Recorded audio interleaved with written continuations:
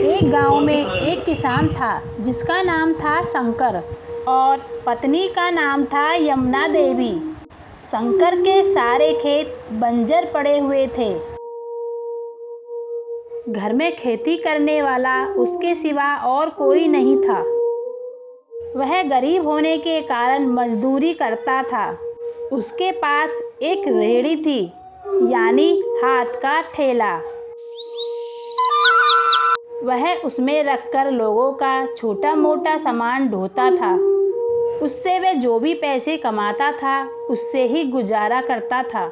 उसकी बीवी यमुना देवी एक धार्मिक पत्नी थी।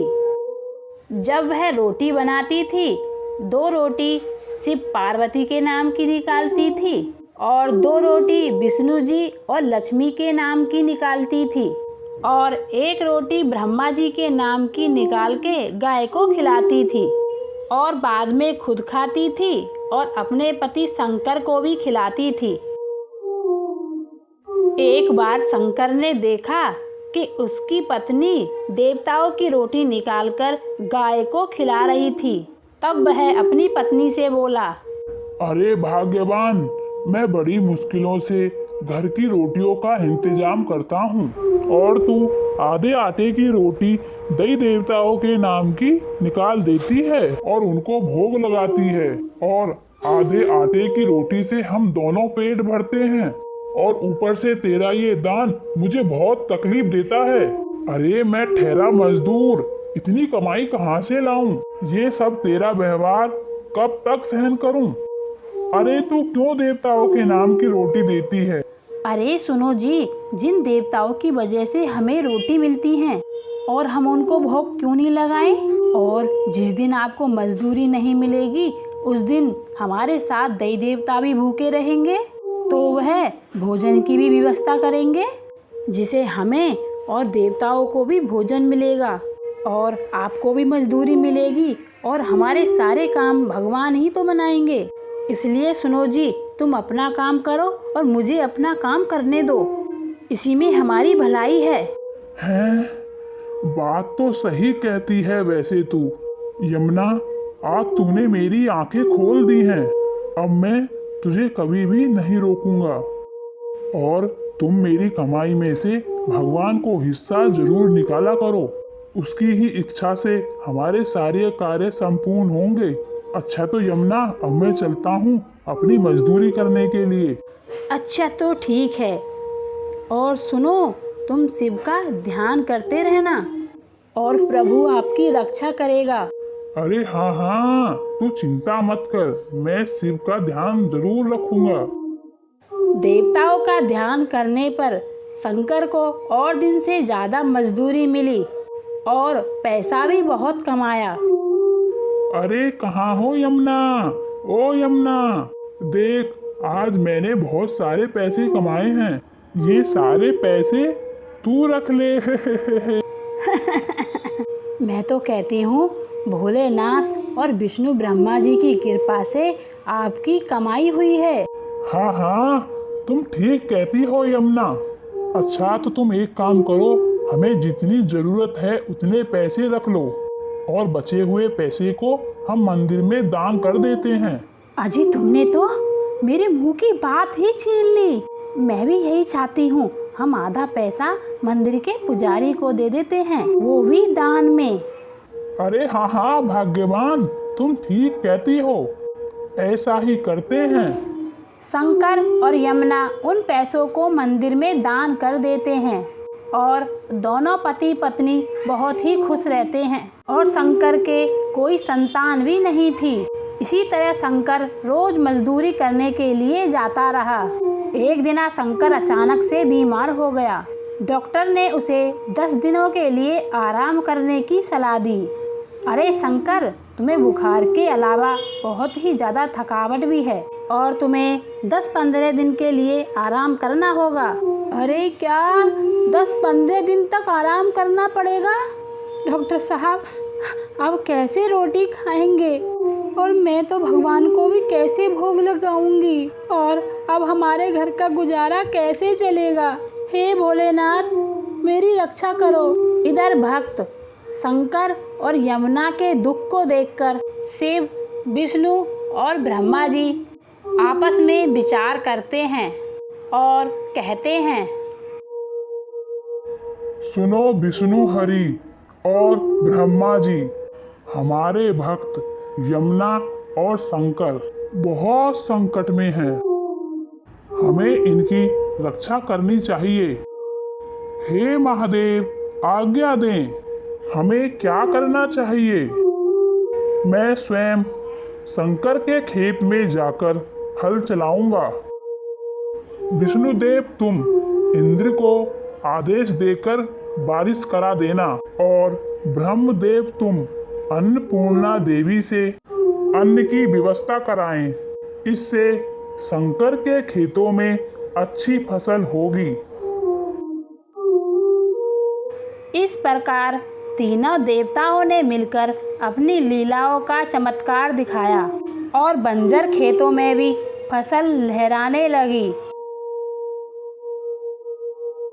इधर शंकर की ज्यादा तबीयत खराब होने से यमुना परेशान होकर शिव को पुकारने लगी और भोलेनाथ की प्रार्थना करते करते यमुना शिवराम के पैरों में ही सो गई। तभी भोलेनाथ उसके सपनों में आए और कहने लगे, देवी, आंखें खोलो और अपने खेतों पर जाकर देखो। अन्न से भरे हुए तुम्हारे खेत लहरा उठे हैं। अब तुम्हारे पति को मजदूरी नहीं करनी पड़ेगी और तुम्हें साथ ही शीघ्र ही तुम्हें संतान का सुख प्राप्त होगा। इतना कहकर शिव अंतर ध्यान हो गए थे। गंगा देवी ने तुरंत आंखें खोली तो देखा वहाँ कोई नहीं था। उसने अपने पति से कहा, हाँ, ये मैंने क्या देखा?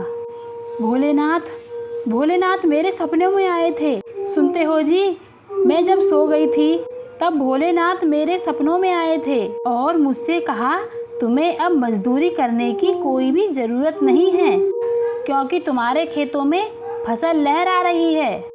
अरे क्या कह रही हो भाग्यवान? सच? सच?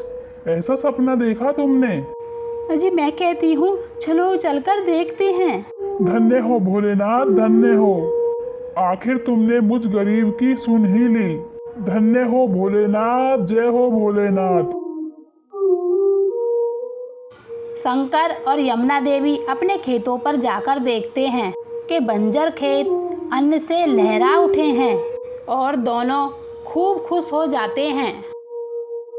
शंकर कहता है, अरे वाह, अरे वाह, अरे भाग्यवान, ये कैसे हुआ? ये कैसे हो गया भाग्यवान? ये कैसे? ये देखा तुमने? ये उन्हीं देवताओं की महिमा है जिन्हें हम रोज भोग लगाते थे और उनके नाम की रोटियां भी निकालते थे। तुम तो कहते थे देवताओं को रोटी देने से क्या होगा। जो हमने उनके प्रति भावना रखी, भोले बाबा ने आज वह चुका दिया है। जय भोलेनाथ, जय भोलेनाथ। हाँ, चलो चलो, हम मंदिर में जाके भगवान का आभार करते हैं। दोनों पति पत्नी शिव मंदिर आ जाते हैं। फिर वह दोनों शीश नवाकर शिव की वंदना करते हैं। इधर भोलेनाथ अपना चमत्कार दिखाते हैं। मंदिर का पुजारी दो मासूम बच्चे को लिए हुए कहता है, शिव शिव शिव शिव शिव शिव। ना जाने कौन सी माँ थी जो इन दोनों बच्चों को मंदिर में छोड़ गई। अरे कोई निसंतान हो तो ये दोनों बच्चे उसी को ही सौंप दूं। शंकर और यमुना दोनों खड़े सुन रहे थे और फिर उन दोनों ने सोचा, अरे सुनो जी, क्यों ना हम इन दोनों बच्चों को गोद ले लें। शायद भोलेनाथ ने कुछ महिमा दिखाई हो। सही कह रही हो, चलो चलकर देखते हैं। पुजारी जी, ये बच्चा हमें दे दीजिए और हमारी झोली में डाल दीजिए। और हमारे कोई संतान भी नहीं है और हम इस बच्चे का अच्छे से ख्याल रखेंगे। हाँ पंडित जी, ये बच्चे हमें दे दो। हमारे बुढ़ापे का कोई सहारा नहीं है। हमें दे दो पंडित जी, हमें दे दो। पंडित जी सोचने लगे और कहते हैं, हाँ हाँ ठीक है, जैसी भोलेनाथ की इच्छा, शायद भोलेनाथ की यही इच्छा हो। लो ये पुत्री, ये दोनों बच्चे मैं तुम्हें दे देता हूँ। पंडित ने वह दोनों बच्चे यमुना को दे दिए। हाँ लाइए पंडित जी, और ये कितने प्यारे बच्चे हैं। आपका धन्यवाद पंडित जी, आपका धन्यवाद। और भोलेनाथ ने हमारी सुन ली और हमारी मनोकामना पूरी कर दी। जय हो भोलेनाथ, जय शिव शंभू, जय हो भोलेनाथ। पुजारी ने यमुना देवी को वह दोनों बच्चे दे दिए। यमुना देवी और शंकर खुशी खुशी उन दोनों बच्चों को लेकर अपने घर आ गए। इस प्रकार दोनों पति पत्नी भोलेनाथ, विष्णु जी और ब्रह्मा जी के गुणगान करने लगे और सुखी से जीवन व्यतीत करने लगे। इस कहानी से हमें यही प्रेरणा मिलती है, जो भगवान का ध्यान करते हैं उनका ध्यान स्वयं भगवान रखते हैं। शिव भक्ति मनुष्य को प्रीति देती है, दुखों से प्रदान भी करती है। जय भोलेनाथ, जय शिव शंभू, जय भोलेनाथ, जय शिव शंभू।